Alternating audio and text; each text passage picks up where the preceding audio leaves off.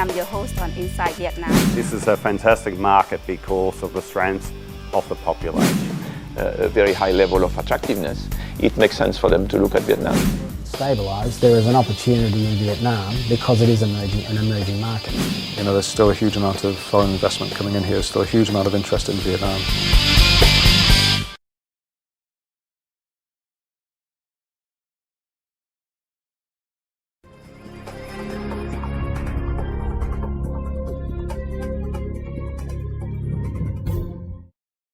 Hello everyone and welcome back to the show. My name is Phi Nguyen and I'm your host on Inside Vietnam. Despite achieving an average economic growth rate of 7% a year over the past 2 decades, Vietnam has suffered from macroeconomic instability. With stubbornly high inflation, a weak currency, and sizable trade and budget deficits, economists believe that government support for inefficient state-owned enterprises has been a major cause of this turbulence, with SOEs accounting for 60% of outstanding loans of state-owned commercial banks and 70% of Vietnam's foreign borrowing, while producing only 40% of the country's GDP.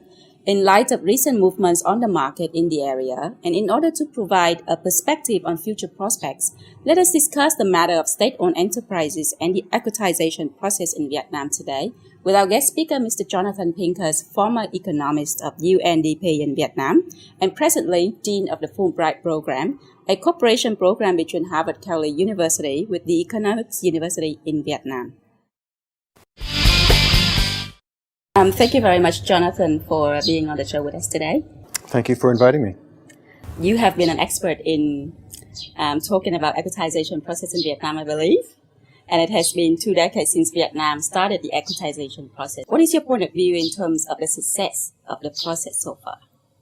Well, I think a lot of it has been very successful. If we look back 20 years to see where Vietnam started in the early 1990s up until now, there were a lot of successes that have already been achieved, particularly if we remember that back in the early 1990s, there were in excess of 10,000 SOEs, many of which were very small companies owned by local authorities and by ministries, very labor intensive, and most of them were losing money. So to start from that point and to move to where we are today is there have been quite a lot of achievements. Where are we today? Where we are today is most of those very small companies are gone. They were either wound up or they were merged into bigger companies. And liquidated as well? Wound up, by wound up, I mean they were basically closed. If they were losing a lot of money, if they had a lot of debt, they were insolvent. They couldn't find a good match for another company to take it over. And the government's preferred strategy at the time to save jobs, essentially, was to find a bigger company that could take over the smaller company and run it as a going concern. But that wasn't always possible. So you talked about the successes. Right. Any sort of challenges that you have seen? Well, I think that stage, from taking the many thousands of very small, largely insolvent companies and winding them up or merging them. Then we moved into, that was the first phase, and that essentially took 10 years. It took the 90s, although most of it was actually achieved by 1995.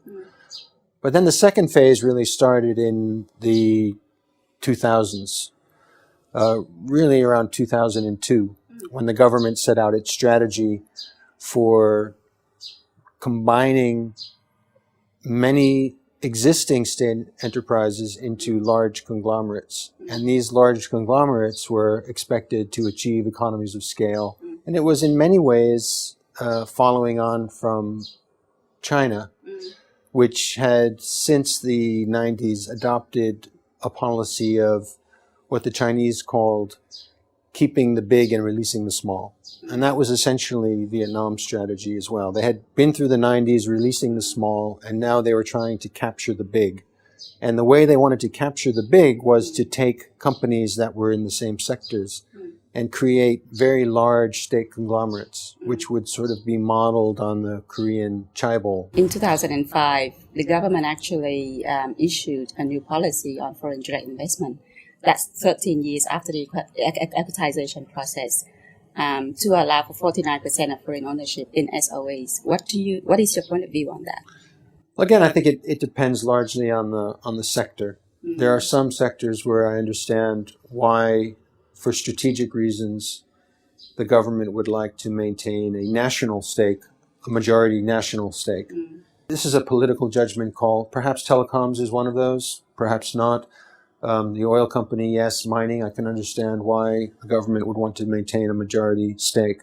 In other areas, though, it doesn't make much sense. I mean, why does the government need to have a majority stake of a food processing company or a cigarette company?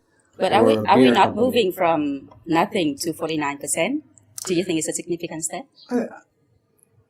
It is and it is and it isn't. I mean, it's significant moving from very low levels to 49%. But actually, if you really want to sell these assets, the buyers, they want to have a controlling stake. So are you saying that the issuance of that policy doesn't really affect major movements in the market in equitization because there are a lot of interest already in Vietnam at that particular stage? I think so. I think if the policy were to change to allow foreign companies to take a majority stake, it would be a game changer. But to 49% is not a game changer. 2005 as well, the government committee that was put up to value SOEs was abolished. And since then, we've seen valuation of SOEs being conducted by third parties.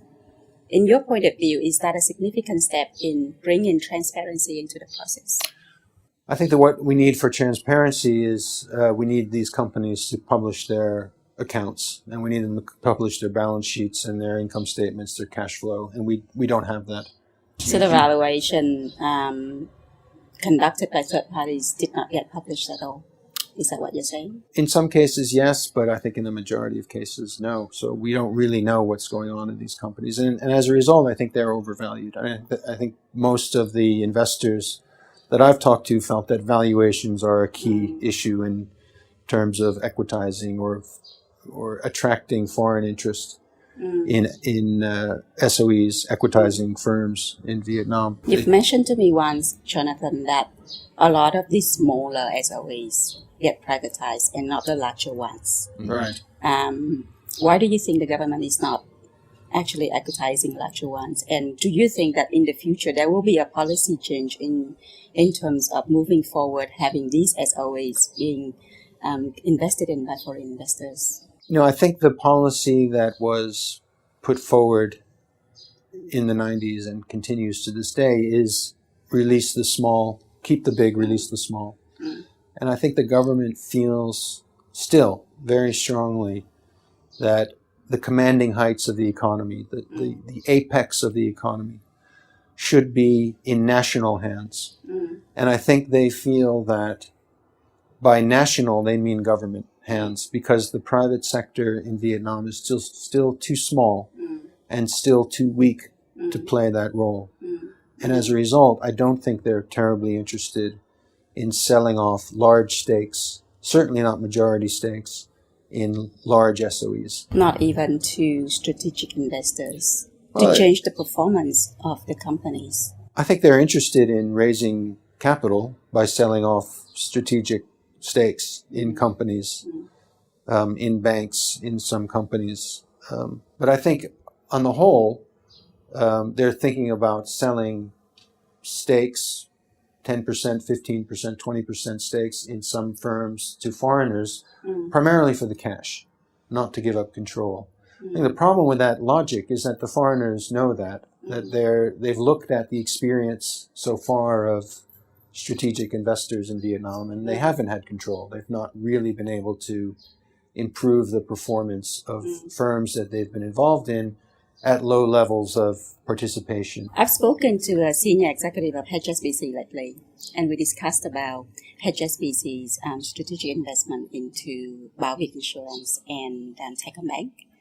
And according to my friend, the investment has been very successful in transforming those SOEs' performances in the market.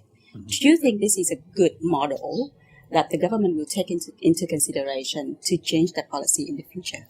I think the secret in both of those examples is that they are in very competitive markets. They're not monopolies. I don't think that's true in other sectors which are not competitive and where there are state monopolies. So for me, the big question is not really who owns the company. To me, the question is how competitive is the market? And the problem that we have in Vietnam is that many markets and even market segments, parts of markets, are dominated by one or maybe two companies which don't compete with each other. So where there's a monopoly, I think having a strategic investor doesn't really matter because they still don't have an incentive to improve their performance. They're a monopoly. Why do they care? So you're talking about competition that needs to be brought into the market. I think competition is the key. It's not really that important to me who owns it, as long as they're forced to compete.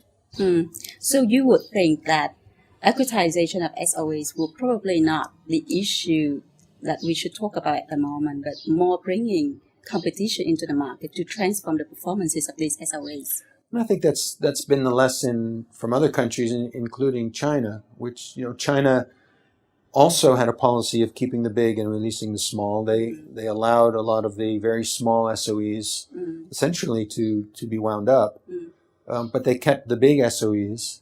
At the same time, they forced the big SOEs to compete. They opened up the market to not just foreign competition, but actually in China, domestic competition has been much more important.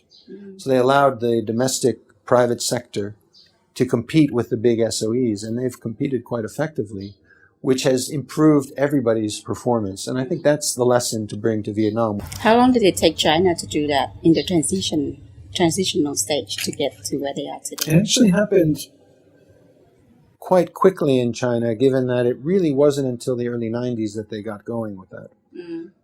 But it has now progressed quite far, and one of the reasons for that is that the large SOEs have been required by the government to list on overseas markets. And there's a very interesting book written by Professor Ed Steinfeld of MIT called Playing Our Game about this very phenomenon in China. How has China managed to improve its performance?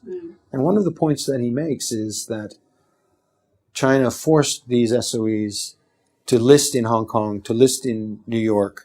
And when you list overseas, then you're forced to adopt the transparency, the accountability, the governance systems of these overseas rules. So effectively what he says is, and his phrase is, China outsourced its institutions. China found a way to import the institutional rules from Hong Kong and New York to make their own companies work better. And that's been a very strategic and important move in China. So perhaps, Vietnam could learn something from that. I mean, wouldn't it be interesting if a large Vietnamese company, SOE, would list in Singapore? I mean, what would be the implications of that? Would they need to recruit new talent? Would they need to open their books to the regulator in Singapore? And a lot of things flow from that. So I think that could be an important lesson for Vietnam.